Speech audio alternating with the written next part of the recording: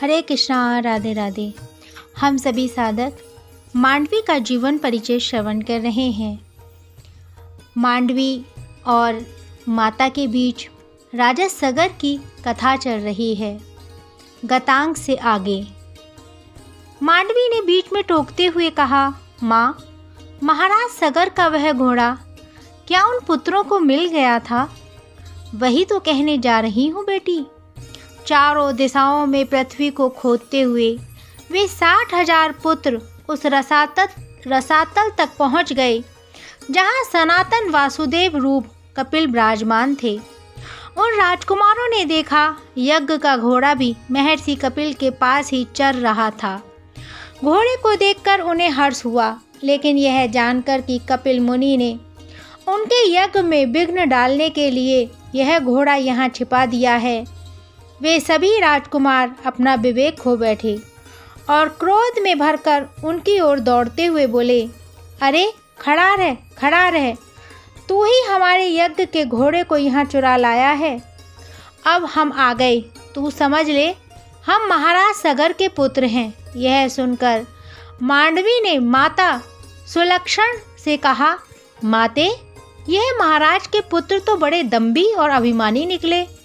इन्हें तो यह भी ध्यान नहीं रहा कि महर्षि कपिल तो तपस्वी और दिव्य आत्मा थे, उनके साथ इन्हें ऐसा व्यवहार नहीं करना चाहिए था। तभी श्रुतकीर्ति ने कहा, माते, भला तपस्वियों से भी कोई ऐसा असभ्य व्यवहार करता है? ये तुम्हारे पिता के संस्कार हैं बेटी, जो तुम्हें मिले हैं, अन्यथा विवेक को साथ लेकर सामान्य जन कहाँ व्यवहार कर पाते हैं। वे तो अपनी मानवीय तृष्णा में फंसकर स्वार्थ में घिरे सही और गलत का निर्णय भी नहीं कर पाते। आखिर व्यक्ति को बड़े और छोटे का ध्यान तो रखना ही चाहिए। ये तुम्हारे संस्कार बोल रहे हैं पुत्री। पर महाराज सगर के वे 60,000 पुत्र यह कहाँ समझ पाए। उन्होंने तो घोड़े को देखकर उसे लेने की उतावली में यह भी भुला दिया कि महात्माओं से कैसा व्यवहार करना चाहिए। इसीलिए जब उन्होंने अहंकार में महामुनि कपिल के लिए अब शब्द कहे तो मुनि कपिल की समाधि टूट गई और उन्हें बड़ा क्रोध आया। मुनि तो साक्षात तप रूप थे। उनके क्रोध के सामने उन 60,000 पुत्रों का अहंकार जलकर राख हो गया और वे सभी पृथ्वी पर ढेर हो गए। इधर महाराज सगर के ये पुत्र राख का ढेर हो गए और उधर महाराज अपने पुत्रों के आने की प्रतीक्षा कर रहे थे। पुत्रों को गए बहुत दिन हो गए। ऐसा जानकर महाराज सगर ने अपने पुत्र अंशुमान से कहा, वत्स, तुम सूरवीर, विद्वान और अपने पूर्वजों के समान तेजस्वी हो। तुम भी अपने चाचाओं के पथ का अनुसरण करो और उसका पता लगाओ जिसने मेरे यज्ञ संबंधी अश्व का अपहरण कर लिया है। महाराज सगर ने अपने इस पौत्र को अनेक व्यवहार की बातें बताते हुए कहा, देखो वत्स, पृथ्वी के भीतर बड़े बड़े बलवान वीर रहते हैं, अतः तुम उनसे टक्कर लेने के लिए तलवार भी लेते जाओ। इस बात का विशेष ध्यान रखना कि जो वंदनीय पुरुष हों उन्हें प्रणाम करना और जो तुम्हारे मार्ग में विघ्न डालने वाले हों उनको मार डालना। ऐसा करते हुए तुम सफल मनोरथ होकर लौटोगे। मेरे इस यज्ञ को पूर्ण कराओ, यही मेरी तुमसे कामना है। पितामह सगर से ऐसा सुनकर अंशुमान शीघ्रतापूर्वक आज्ञा को शिरोधार्य करते हुए धनुष और तलवार लेकर चल दिया। उस महामनस्वी वीर ने एक दिग्गज को देखा जिसकी पूजा देवता, दानव, राक्षस, पिशाच आदि सभी कर रहे थे। अंशुमान ने उन्हें महापुरुष जान उनकी परिक्रमा की और उनसे अपने अश्व के चुराने वाले का पता पूछा। अंशुमान की इस भक्ति को देखकर दिग्गज ने प्रसन्न होकर कहा, हे असमंजस कुमार, तुम अपना कार्य सिद्ध करके घोड़े सहित शीघ्र लौटोगे, यह मेरा आशीर्वाद है।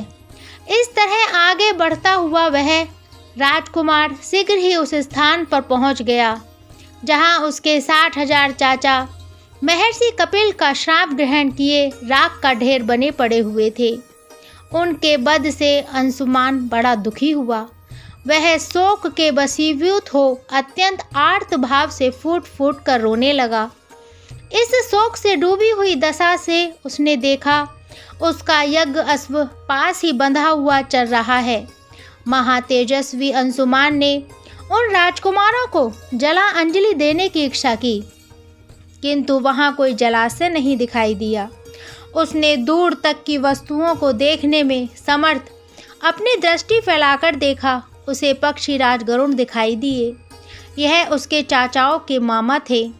महाराज गरुण ने जब अंशुमान को इस तरह देखा तो उन्होंने राजकुमार अंशुमान से कहा, हे राजकुमार, तुम अपने चाचाओं के लिए शोक न करो। उनका वध संपूर्ण जगत के मंगल के लिए हुआ है। ये सभी राजकुमार महात्मा कपिल के श्राप के दग्ध हैं। इनकी मुक्ति सांसारिक जला अंजलि से नहीं हो सकती। इसके लिए हिमालय की ज्येष्ठ पुत्री गंगा के जल से इनका तर्पण करोगे, तभी इनकी मुक्ति होगी। महात्मा गरुण ने उन्हें बताया कि जिस समय लोक पावनी गंगा राख के ढेर होकर गिरे हुए इन 60,000 राजकुमारों को अपने जल से आप्लावित करेंगी, उसी समय उन सबको स्वर्गलोक मिलेगा। अतः इस समय हे वीर, तुम महर्षि कपिल से निवेदन करते हुए अपना घोड़ा ले जाओ और पहले यज्ञ पूरा करो। गरुड़ जी से यह सुनकर अंशुमान महातपस्वी कपिल जी के सामने उपस्थित हुआ और कपिल मुनि सगर पुत्रों को श्राप देने के बाद ध्यान अवस्थित हो चुके थे। अंशुमान उनके सम्मुख हाथ जोड़कर खड़ा हो गया। काफी देर तक महर्षि कपिल अपनी साधना में लगे रहे। जब उनकी आंखें खुली तो उन्होंने देखा कि एक श्रद्धालु राजकुमार उनके सामने नतमस्तक है। महर्षि कपिल ने कहा, बोलो राजकुमार, क्या चाहते हो? अपराध के लिए क्षमा याचना करते हुए अंशुमान ने कहा, प्रथम तो मैं आपकी अनुकंपा चाहता हूँ महामुनि, मुझे अभय दान दें। मैं तुम्हारी भक्ति से प्रसन्न हूँ, बस बोलो क्या चाहते हो? यह घोड़ा मेरे पितामह महाराज सगर के अश्वमेध यज्ञ का है। बस मुझे इसके बारे में कुछ भी ज्ञात नहीं। इसे यहाँ कौन लाया? तुम इसे ले जा सकते हो, पर जिस प्रकार तुमने शालीनता पूर्वक आचरण किया है, यदि तुम्हारे ये चाचा मुझसे घोड़े की सत्यता पूछते तो मैं उन्हें भी यही उत्तर देता, पर उन मूर्खों ने यह समझ लिया मानो यह घोड़ा मैंने ही चुराया है। मैं तो अपनी तपस्या में लीन था, अतः यह जान ही नहीं सका कि इसे यहाँ कौन बांध गया है। उन 60,000 राजकुमारों ने मेरी तपस्या भंग नहीं की, बल्कि मुझे अश्व चोर भी कहा। जब मैंने उन्हें क्रोधित दृष्टि से देखा तो वो मेरा क्रोध सहन नहीं कर सके और भस्म हो गए। हे महामुनि, आप मेरे लिए वंदनीय हैं। मैं आपके सामने एक अल्पबुद्धि प्राणी हूँ। यह घोड़ा तो आपकी अनुकंपा से मैं लेकर चला जाऊंगा, किंतु मेरे इन अग्रजों की मुक्ति किस प्रकार होगी? हे राजकुमार, तुमने मुझे धर्म संकट में डाल दिया। मेरा ही श्राप और मुझसे ही मुक्ति का उपाय पूछना चाहते हो? तुम बहुत कुलीन हो राजकुमार। मैं तुम्हारी शालीनता से प्रभावित हूँ। सुनो, तुम्हारे कुल में जब कोई साधक देव सविता गंगा को धरती पर लाने का संकल्प लेगा और उसमें सफल होगा, तो पतित पावनी गंगा के जल के स्पर्श से ये मृत आत्माएं पाप मुक्त होकर सद्गति को प्राप्त होंगी। अच्छा, तो माते, महर्षि कपिल के श्राप से ग्रस्त इन 60,000 पुत्रों का शाप मोचन गंगा के द्वारा हुआ, और आपने जो यह कथा सुनाई है, इसका अर्थ यह हुआ कि राजकुमार अंशुमान के वंश में आगे महाराज भागीरथ गंगा को पृथ्वी पर लाने में सफल हुए। श्रुतकीर्ति, तुम बहुत ज़्यादा बोलती हो। जब माँ कथा सुना रही हैं तो तुम बीच में व्यवधान क्यों डाल रही हो? इसने सही व्यवधान डाला है मांडवी। अब आगे की कथा और ज़्यादा है भी नहीं। पुत्री, राजकुमार अंशुमान यज्ञ का घोड़ा लेकर लौट आए और महाराज को उन्होंने सारा समाचार तथा महात्मा गरुण और कपिल मुनि दोनों की बात सुनाई। महाराज सगर ने जब यह सुना तो उन्हें अत्यंत दुख हुआ। पुत्रों की यह दुर्गति हुई, इसका उन्हें अनुमान नहीं था। यज्ञ समाप्त होने पर पृथ्वीपति महाराज सगर अपनी राजधानी लौट आए और इसके बाद पुत्रों के शाप मोचन के लिए उन्होंने गंगा को पृथ्वी पर लाने के लिए योजना बनाई, किंतु अनेक प्रयत्न करने पर भी वे किसी निश्चय पर नहीं पहुंच पाए। इस पृथ्वी पर 30,000 वर्ष तक राज्य करते हुए महाराज सगर स्वर्ग सिधार गए। उनके बाद राज्य का भार अंशुमान पर आया, लेकिन अंशुमान भी गंगा को पृथ्वी पर नहीं ला पाए। महाराज अंशुमान के पुत्र दिलीप महान पुरुष थे। वे गंगा को लेने के लिए हिमालय के रमणीय शिखर पर गए। वहां उन्होंने कठोर तपस्या की, किंतु वे भी गंगा को धरती पर न ला जा सके और अपने पिता अंशुमान की भांति ही तपस्या करते हुए स्वर्गवासी हुए। यह आगे का वृतांत हम कल श्रवण करेंगे। जब तक के लिए हरे कृष्णा, राधे राधे।